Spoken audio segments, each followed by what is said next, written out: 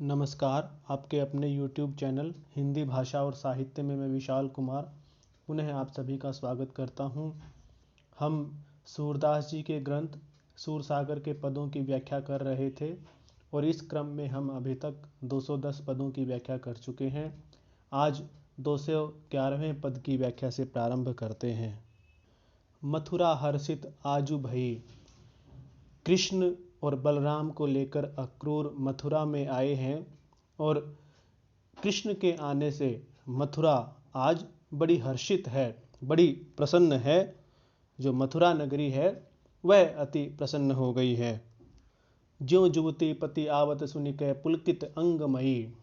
जिस प्रकार से कोई युवती अपने पति के आने का समाचार सुनकर पुलकित खुशी से अंगमयी की प्रसन्नता से संपन्न अंगों वाली हो जाती है, अर्थात बिल्कुल पुलकित शरीर वाली हो जाती है, उसी प्रकार से आज मथुरा नगरी की भी दशा है। कृष्ण के आने का समाचार सुनकर मथुरा नगरी भी उसी स्त्री की भांति ही प्रसन्न हो गई है, पुलकित अंगों वाली हो गई है, जैसे कोई स्त्री अपने पति के आने का समाचार सुनकर प्रसन्न हो जाती है। इस पद में आप देखेंगे कि सूरदास जी ने मथुरा नगरी के लिए ठीक एक उसी स्त्री की उपमाएं दी हैं जो अपने पति के आने का समाचार सुनकर बहुत ही खुश दिखाई देती है।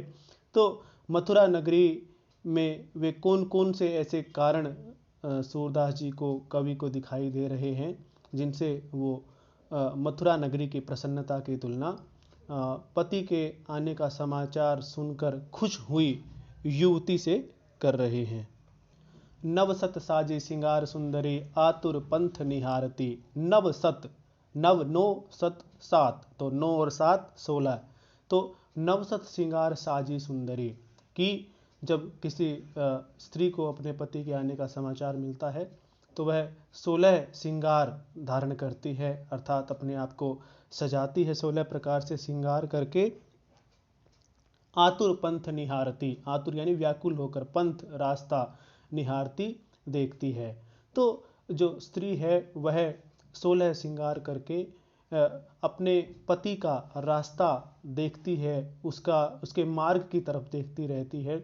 उसी प्रकार से मथुरा नगरी भी सजी हुई है और वह भी कृष्ण के आने की राह देख रही है। उड़ती ध्वजा तनु सुरत बिसारे अंचल नहीं संभारती। उड़ती ध्वजा, ध्वजा का उड़ना, कि कोई, क्योंकि पहले रथ इत्यादि में यात्राएं की जाती थी तो किसी स्त्री का पति बाहर विदेश से आता था तो रथ वगैरह में आता था और रथ पर पताका लगी होती थी, ध्वजा लगी होती थी। तो जो वो स्त्री है जिस प्रकार से उसको अपने पति के आने की प्रतीक्षा है, तो वो दूर से ही रथ के ऊपर लगी हुई ध्वजा को देखकर बड़ी ही उतावली हो जाती है, बड़ी ही आतुर हो जाती है। तो उसी प्रकार से आज ये मथुरा नगरी भी हो गई है।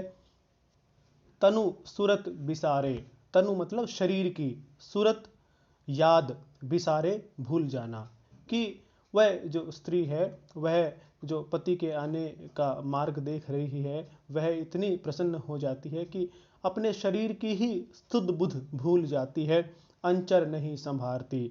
और जो उसका आंचल हवा में उड़ रहा है उस आंचल को भी नहीं संभालती है, वह भी उड़ता रहता है, उसको भी नहीं संभाल पाती है। इतनी मग्न होकर अपने पति के आने के मार्ग को देखती है और स्वयं के शरीर की सुध बुध ही भूल जाती है। इसी प्रकार से है मथुरा नगरी भी हो गई है। उरज प्रगट महलनी पर कलसा लस्ती पास बन सारी। उरज, उरज यानी स्तन, प्रगट, प्रकट हो गए हैं।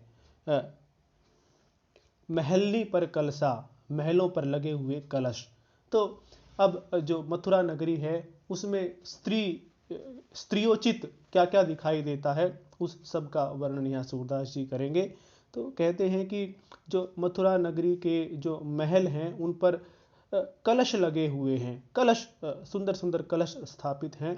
तो वे जो कलश महलों पर लगे हुए हैं वे स्तनों के समान लग रहे हैं, कि मान लो मथुरा नगरी कोई स्त्री है और वे कलश उस स्त्री के स्तन हैं। लसती पास बन सारी, लसती सुशोभित हो रही है, बन जो आसपास का वन क्षेत्र है, उस नगरी के आसपास का जो वन क्षेत्र है, हरा भरा वन क्षेत्र है, वह लगता है कि मथुरा नगरी की साड़ी के समान है। क्योंकि मथुरा नगरी को एक स्त्री के समान यहाँ पर कवि ने चित्रित किया है, तो उस मथुरा नगरी में महलों पर लगे हुए जो कलश हैं वो तो उसके उस स्त्री के स्तन के समान है, और जो मथुरा नगरी के चारों ओर वन क्षेत्र है वह उस स्त्री की साड़ी के समान है। ऊंचे अटनी छाज की शोभा, शीश ऊंचाई निहारी। ऊंचे अटनी निकले हुए, छाज छज्जे, शोभा कि जो मथुरा नगरी के महल हैं, उन महलों पर बड़े ऊंचे जो छज्जे निकले हुए हैं उनकी शोभा ऐसी लग रही है, या ऊंचे महलों पर ऊंचे निकले हुए छज्जे इस प्रकार से लग रहे हैं मानो वह मथुरा नगरी रूपी युवती अपना शीश ऊंचा कर करके अपने पति के मार्ग को देख रही है। देखिए क्या होता है कि जब इस प्रकार की उतावली होती है, इस प्रकार की एक उत्सुकता होती है किसी स्त्री के मन में, तो वह अपना मुख ऊंचा कर करके ऊंचे स्थान पर चढ़कर अपने पति के मार्ग को देखती, उसे आता हुआ देखती है। तो उसी प्रकार से मथुरा नगरी में जो महलों पर ऊंचे ऊंचे छज्जे निकले हुए हैं, इनको देखकर ऐसा लगता है कि मानो ये मथुरा रूपी नगरी शीश ऊंचा कर करके निहारी यानी कि देख रही है, अपने पति के आने के मार्ग को देख रही है। जालरंध्र इकटक मगजोवती किंकिन कंचन दुर्ग।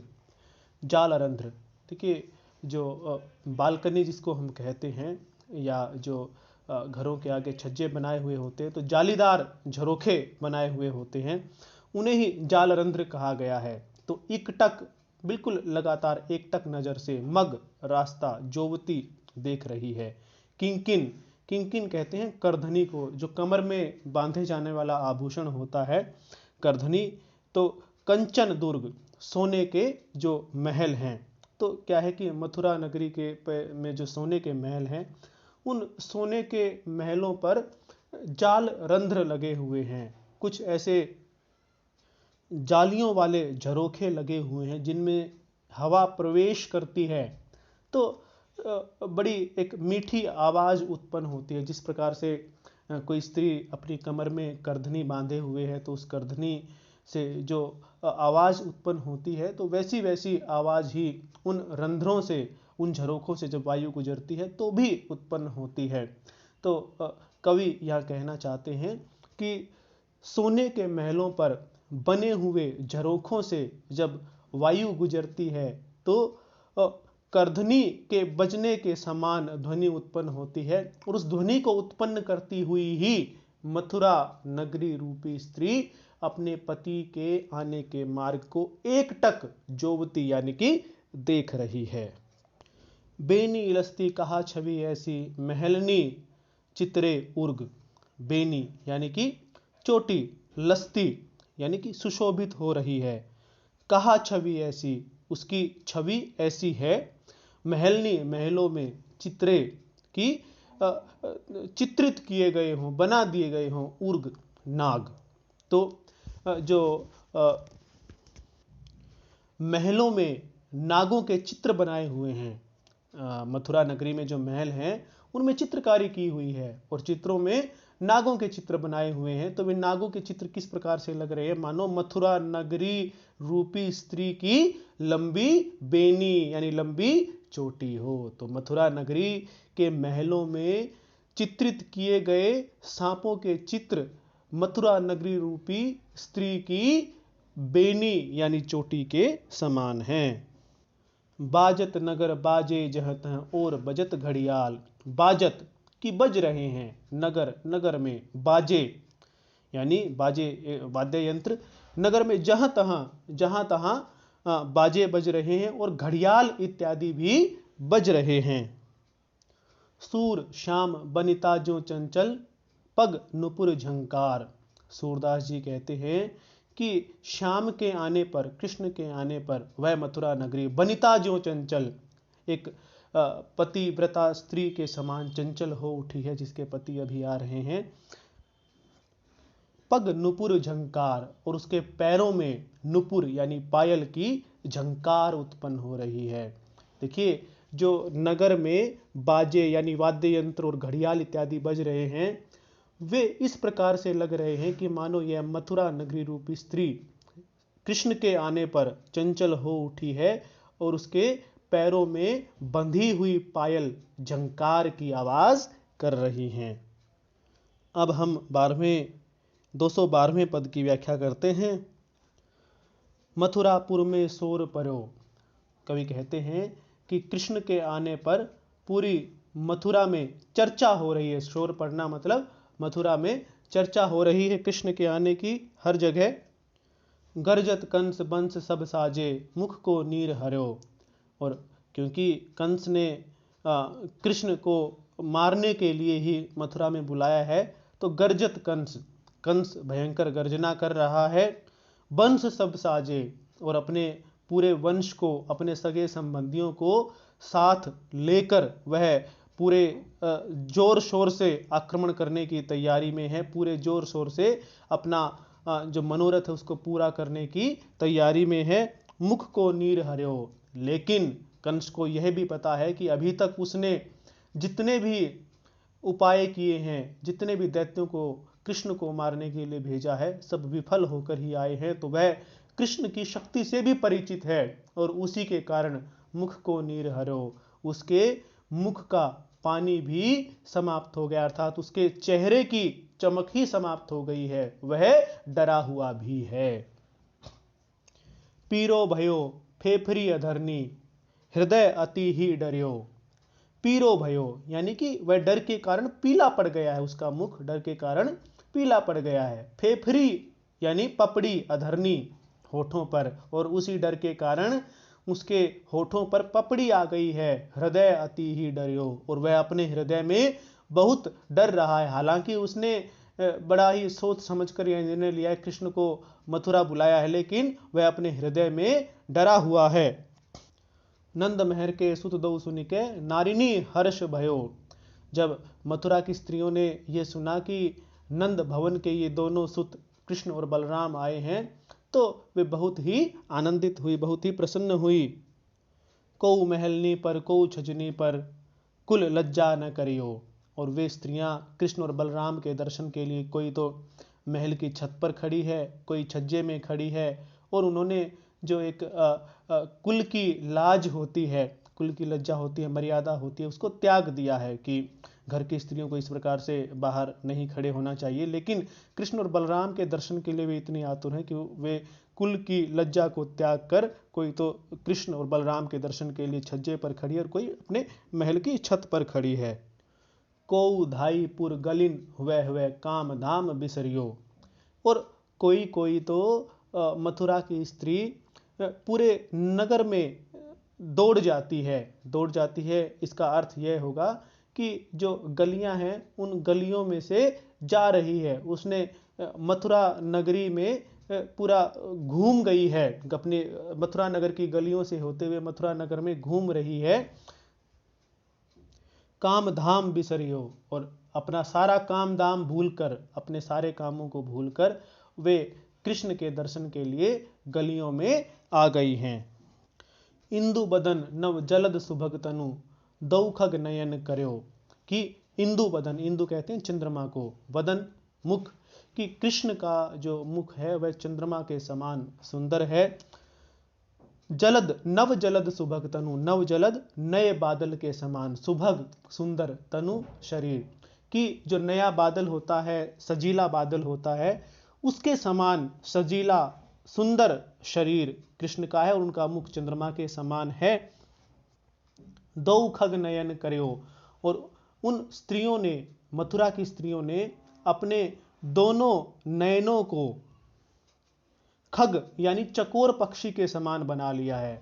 इसका अर्थ क्या हुआ कि जिस प्रकार से चकोर पक्षी निरंतर लगातार चंद्रमा की तरफ देखता रहता है, उसी प्रकार से उन मथुरा की स्त्रियों ने अपने आंखों को चकोर पक्षी के समान बना लिया है, जो कि कृष्ण को ही देखती रहती हैं। सूर श्याम देखत पुर नारी, उर उर प्रेम भर्यो। कि सूरदास जी कहते हैं कि श्याम को देखकर पुर नारी, मथुरा की स्त्रियों के उर उर यानी कि हृदयों में प्रेम भर गया है। अब हम पद संख्या 213 की व्याख्या करेंगे। ढोटा नंद को यह री। एक सखी मथुरा में एक स्त्री दूसरी स्त्री से बात करती हुई कहती है कि ढोटा नंद को यह री, कि अरे सुन, यह जो है यह नंद का ढोटा, नंद का बेटा है। नाही जानती बसत ब्रज में प्रगट गोकुल री, कि अरे तू नहीं जानती, तू इस बात को नहीं जानती कि यह ब्रज में रहता है और गोकुल में ये प्रकट हुआ था। धरियो गिरिवर बाम कर जिही सोई है यह री। धरियो गिरिवर, गिरिवर यानी गोवर्धन पर्वत, बाम कर यानी अपने बाएं हाथ से, जिही जिसने, जिसने अपने बाएं हाथ से गोवर्धन पर्वत को उठा लिया था, सोई है यह री, वह यही है। दैत्य सब इन्हीं सहारे आपुन भुजबल री, कि अरे सखी इसने अपने भुजाओं के बल से सभी दैत्यों का संहार किया है। ब्रज घरनी जो करत चोरी खात माखन री। घरनी घरों में, ब्रज के घरों में जो चोरी करता है और माखन खाता फिरता है वह यही है। नंद घरनी जही बांध्यो अजिर उखल री। और नंद की पत्नी यानी यशोदा ने जिसको बांधा था, किससे, रस्सी से, रस्सी के द्वारा यशोदा ने जिसे उखल से बांध दिया था। सुरभि ठान लिए बनते आवत सभी गुण इनरी। सुरभि ठान गायों के समूह को, और जो कि गायों के समूह को वन से लिए हुए आते हैं, सभी गुण इनरी, और इनमें तो सभी प्रकार के गुण विद्यमान हैं। सूर प्रभु ये सब ही लायक कंस डरे जिनरी। सूरदास जी कहते हैं कि ये प्रभु कृष्ण तो सबसे श्रेष्ठ हैं, लायक यानी सबसे श्रेष्ठ हैं, और कंस भी जिनसे डरता है। अब हम पद संख्या 214 की व्याख्या करते हैं।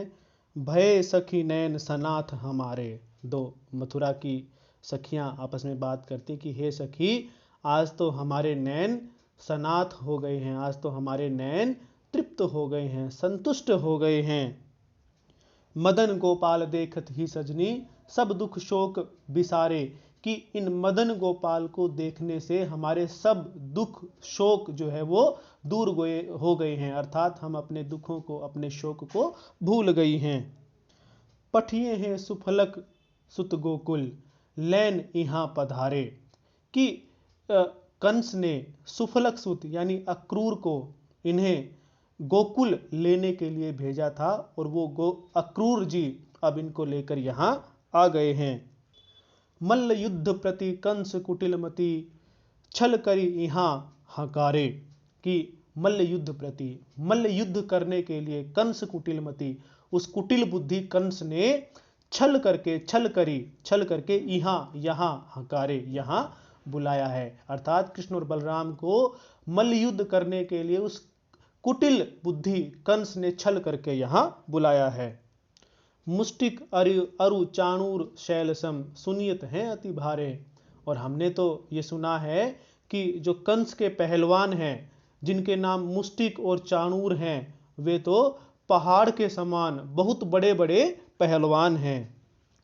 कोमल कमल समान देखिए ये जसुमती के बारे।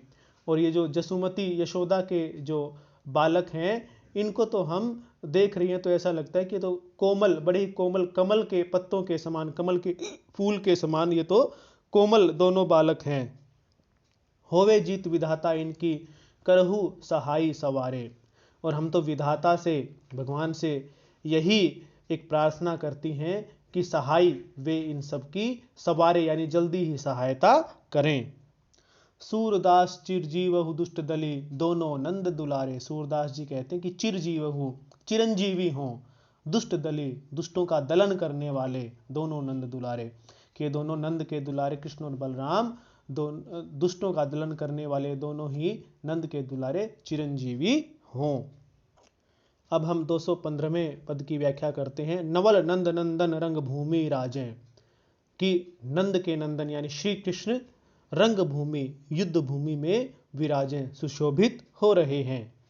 श्याम तन पीतपट मनोघन में दड़ित, कि इनका तन तो सांवला है और पीतपट वस्त्र इन्होंने पीले पहने हुए हैं, मनो घन में तड़ित। और इस सब को देखकर ऐसा लग रहा है कि मानो घन यानी कि बादल में बिजली के समान दिखाई दे रहा है, क्योंकि जो शरीर सांवला है वो तो बादल के समान दिखाई देता है और पीले वस्त्र तड़ित के समान, बिजली के समान दिखाई देते हैं। तो मनो घन में तड़ित की मानो बादल में बिजली के समान है। मोर के पंख माथे विराज है, और इनके माथे पर मोर का पंख विराजमान है। श्रवण कुंडल झलक मनो चपला चमक। और श्रवण यानी कि कानों में, इनके कानों में जो कुंडल झलक, जो कुंडलों की चमक है, मनो चपला चमक, कि जिस प्रकार से बिजली की चमक होती है वैसी वैसी चमक इनके कानों में पहने हुए कुंडलों से भी आ रही है। दृग अरुण कमल दल से विशाला। और दृग यानी इनकी आंखें, अरुण यानी कि लाल, कमल दल कमल के पत्तों से, विशाला बड़ी बड़ी और सुंदर, कि जो इनकी आंखें हैं लाल कमल के पत्तों के समान बड़ी बड़ी और सुंदर हैं। भौह धनुष वाण सम सिर तिलक। और जो इनकी भौं हैं, जो टेढ़ी भौहें हैं, वक्र भौहें हैं, वो धनुष के समान हैं। बाण सम, और बाण के समान क्या है? सिर तिलक, जो इनके माथे पर तिलक लगा हुआ है वह बाण के समान दिखाई दे रहा है। केस कुंचित सौह भृंग माला। केस कुंचित, घुंघराले, कुंचित यानी घुंघराले, और केस मतलब बाल। सौह सुशोभित हैं, भृंग माला भंवरों की माला, यानी भंवरों के समूह के समान। तो इनके जो घुंघराले बाल हैं वे भ्रमरों के समूह के समान सुशोभित हो रहे हैं। हृदय बनमाल नुपुर चरण लाल। और इनके हृदय पर वनमाल सुशोभित है, नुपुर चरण लाल, और इनके लाल लाल चरणों में नुपुर यानी कि पायल बंधी हुई है। चलत गज चाल अति बुद्धि विराजै। और हाथी के समान बड़ी मस्ती से, बड़ी सुंदर चाल से चल रहे हैं, अति बुद्धि विराज है। और इनको देखकर ही ऐसा लग रहा है कि बहुत ही बुद्धिमान हैं। हंस मानो मानसर अरुण अंबुज सुभर, निरखी आनंद करी हर्षी गाजै। हंस मानो, और जो इन्होंने वनमाला पहन रखी है और लाल चरणों में नुपुर पहन रखे, और नुपुर यानी पायल बजती है, तो ऐसा लगता है कि मानो मानसरोवर से हंस उड़कर आ गए हों, मानसरोवर से हंस उड़कर आ गए हों। और इनके लाल चरणों रूपी कमलों को, लाल चरणों रूपी कमलों को, अरुण कमल लिखा है ना, तो लाल चरणों रूपी कमलों को, और इन्होंने जो वनमाल पहन रखी है उसको देखकर बड़े हर्ष से गाजे यानी कि ध्वनि कर रहे हैं। देखिए जो पायल की ध्वनि है इनके कृष्ण के पैरों में, उस ध्वनि के लिए क्या उपमा दी है सूरदास जी ने, कि ऐसा लगता है कि मानो मानसरोवर से हंस उड़कर आ गए हों, और इनके लाल पैरों रूपी कमलों को देखकर, और इन्होंने जो हृदय में वनमाला पहनी हुई है उसको देखकर वे आनंद से भरकर ध्वनि उत्पन्न कर रहे हैं। कुवलिया मारी चाणूर मुष्टिक पटके, वीर दो कंद गज दंत धारे। कि इतने में कृष्ण ने और बलराम ने दोनों ने कुवलिया पीड़ हाथी को भी मार दिया, चाणूर और मुष्टिक दोनों पहलवानों को भी पटक दिया, धराशायी कर दिया। और उसके बाद जो कुवलिया पीड़ हाथी को मारा था उसके दांत उखाड़कर कंध यानी अपने कंधे पर उन दोनों वीर बालकों ने, कृष्ण और बलराम ने, उन गजदंत यानी हाथी के दांतों को धारण कर लिया। जाई पहुंचो तहां कंस बैठो जहां। और फिर वहां जा पहुंचे जहां पर कंस बैठा था। गए अवसान प्रभु के निहारे। और जैसे ही उसने प्रभु को, कृष्ण को देखा, कंस ने कृष्ण को देखा, तो वह उसके चेहरे का रंग एकदम उड़ गया। अब गए अवसान यानी उसके चेहरे का रंग उड़ गया। ढाल तरवारी आगे धरी रह गई, महल को पंथ खोजत न पावत। कि जो कंस के आगे ढाल और तलवार रखी थी वह इतना भयभीत हुआ कि वे तो रखी की रखी रह गई, वह उनकी तरफ देख भी नहीं पाया, उनके बारे में सोच भी नहीं पाया, इतना भयभीत हो गया। और वह तुरंत महल में रास्ता खोजता हुआ भागने लगा, किसी तरह से बचने के लिए वो भागने का रास्ता खोजता हुआ इधर उधर घूमने लगा। लात कै लगत सिर तय गयो मुकुट गिरी, और भगवान कृष्ण ने कंस पर लात का प्रहार किया, उसके सिर पर लात लगते ही उसका मुकुट नीचे धरती पर गिर गया। केस गहीले चले हरि खसावत, केस यानी बाल, गही पकड़कर ले चले हरि यानी कृष्ण, खसावत खींचते हुए, और कृष्ण कंस को उसके बाल पकड़कर खींचते हुए ले गए। चारि भुजा धरी तेहु दर्शन दीन हो, कि अपनी चारों भुजाएं धारण करके भगवान श्री कृष्ण ने उसको दर्शन दिए। चारि आयुध चहु हाथ लीने, और भगवान श्री कृष्ण ने अपने चारों भुजाओं में 4 शस्त्र भी धारण किए, जो भगवान विष्णु का रूप होता है, शंख चक्र गदा और पद्म, ये सब वो हाथों में धारण करते हैं। तो वही जो रूप है भगवान विष्णु का, वह रूप उन्होंने कंस के सामने प्रकट किया। असुर तजी प्राण निर्वाण पद को गयो, और तब उस असुर ने, कंस ने अपने प्राण त्याग दिए और निर्वाण पद गयो, और उसको भी भगवान ने मोक्ष प्रदान किया। विमल मति भई प्रभु चीने, और उसकी भी बुद्धि निर्मल हुई और उसने प्रभु के वास्तविक रूप को पहचान लिया। देखी यह पुष्प वर्षा करी सुरनी मिली, कि ऐसा देखकर पुष्प वर्षा यानी कि फूलों की वर्षा करी, किसने? सुरनी, देवताओं ने, मिली, मिलकर। सिद्ध गंधर्व जय धुनि सुनाई, सिद्धों ने और गंधर्वों ने जय जयकार की। सूर प्रभु अगम महिमा ने कछु कही परती, सूरदास जी कहते हैं कि उन प्रभु श्री कृष्ण की जो अगम महिमा है, जिस तक पहुंचा नहीं जा सकता, उसके बारे में कुछ कहते नहीं बनता, ऐसी अद्भुत महिमा है उनकी।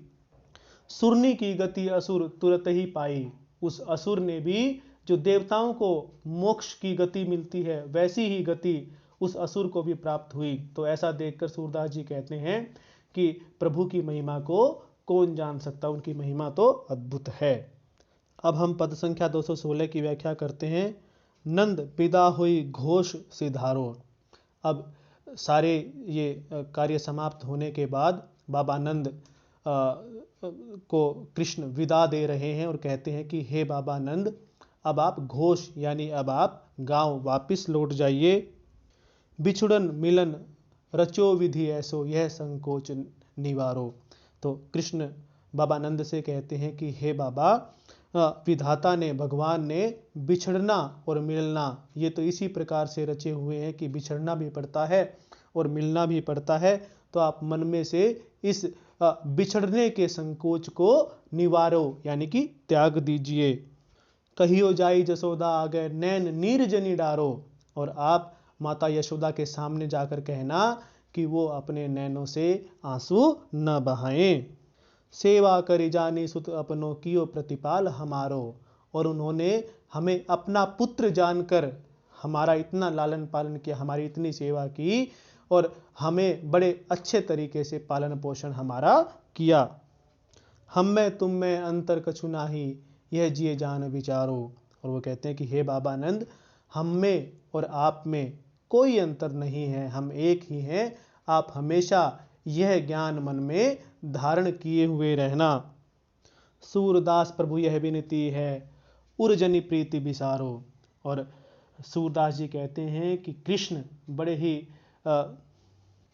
भावुक होकर बाबा नंद से कहते हैं कि हे बाबा नंद, मेरी आपसे यह विनती है कि आप अपने हृदय से कभी भी हमारे प्रेम को भूलना नहीं। अब हम पद संख्या 217 की व्याख्या करते हैं। मेरे मोहन तुम बिन नहीं जय हो। अब कृष्ण ने नंद बाबा को ये बात कही तो नंद बाबा भी कहते हैं कि हे मोहन, मैं तुम्हारे बिना वापिस ब्रज नहीं जाऊंगा। मेहरी दौड़ी आगे जब है कहा ताही मैं कहूँ, कि जब तुम्हारी माता मेहरी दौड़ी दौड़ी सामने आएगी तब मैं उसे क्या कहूँगा, क्या उत्तर दूंगा। माखन मथी राख्यो हुए है तुम हेत, चलो मेरे बारे। कि हे मेरे बालक, हे मेरे वारे, हे मेरे बालक, उसने यानी माता यशोदा ने तुम्हारे लिए माखन मथ कर रखा हुआ होगा। निठुर भय मधुपुरी आई के काहे असुर ने मारे। और तुम तो बड़े ही कठोर हो गए हो, मधुपुरी यानी मथुरा आकर तुम तो बड़े ही कठोर हो गए हो। काहे असुर ने मारे, तुमने इन असुरों को क्यों मारा और तुम इतने निष्ठुर क्यों हो गए हो। सुख पायो वसुदेव देव की और सुख सुर ने दियो। और इन असुरों के मारने से हमें क्या लाभ हुआ। तुमने वसुदेव और देवकी को सुख दिया, यानी अब तुम उनके पुत्र हो गए हो, और सुख सुर ने दिया, और तुमने देवताओं को भी सुख प्रदान किया। हमारे लिए तो तुम बड़े ही कठोर हो गए हो।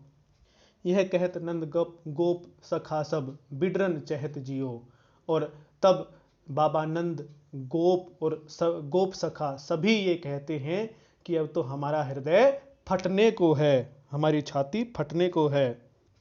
तब माया जड़ता उपजाई निठुर भय जदुराई।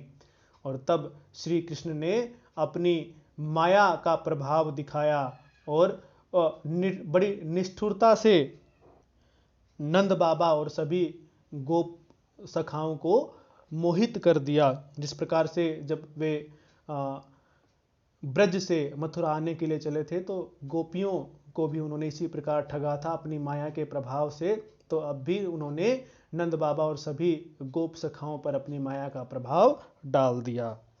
सूर नंद प्रमोदी पठाए निठुर ठगोरी लाई। सूरदास जी कहते हैं कि उन श्री कृष्ण ने प्रमोदी मनाकर, पठाए यानी भेज दिया, उन श्री कृष्ण ने बाबा नंद को मनाकर भेज दिया, निठुर ठगोरी लाई। और उन्होंने बड़ी निष्ठुरता से बाबा नंद को भी अपनी माया से ठग लिया।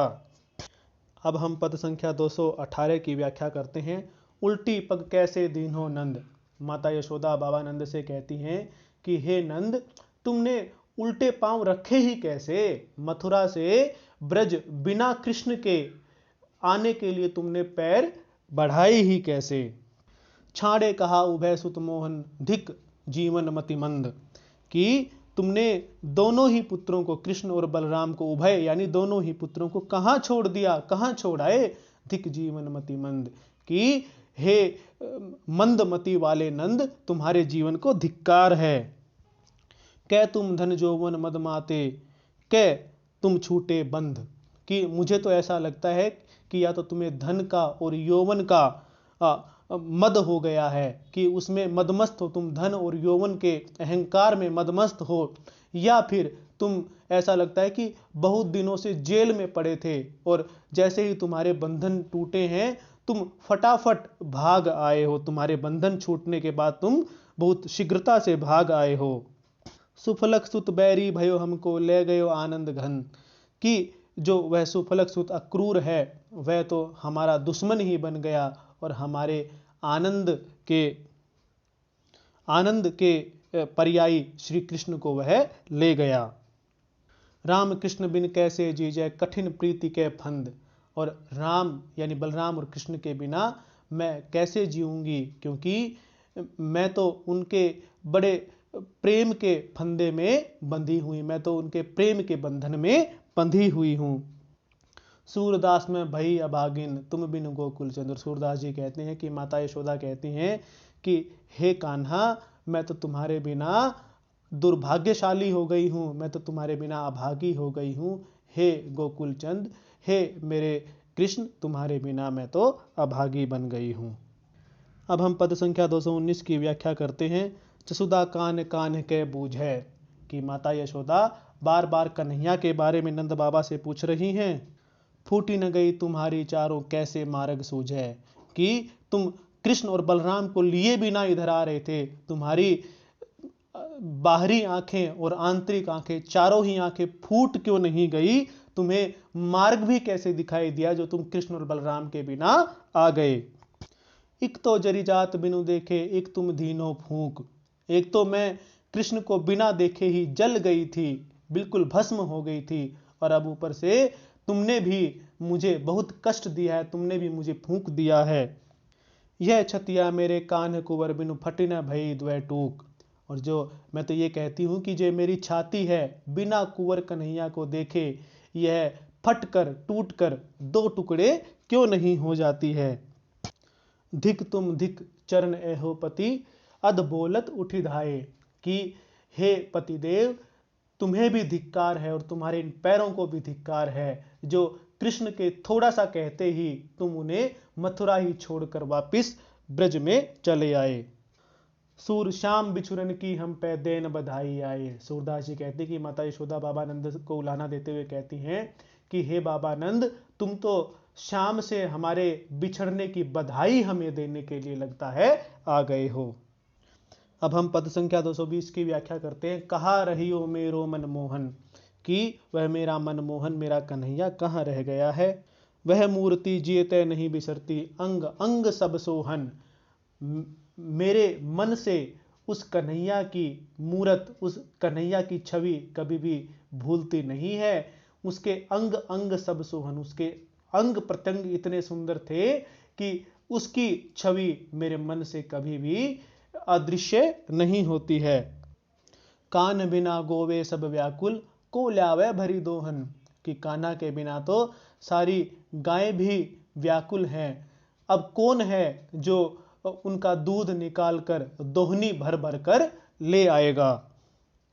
माखन खात खवावत ग्वालिनी सखा लिए सब गोहन।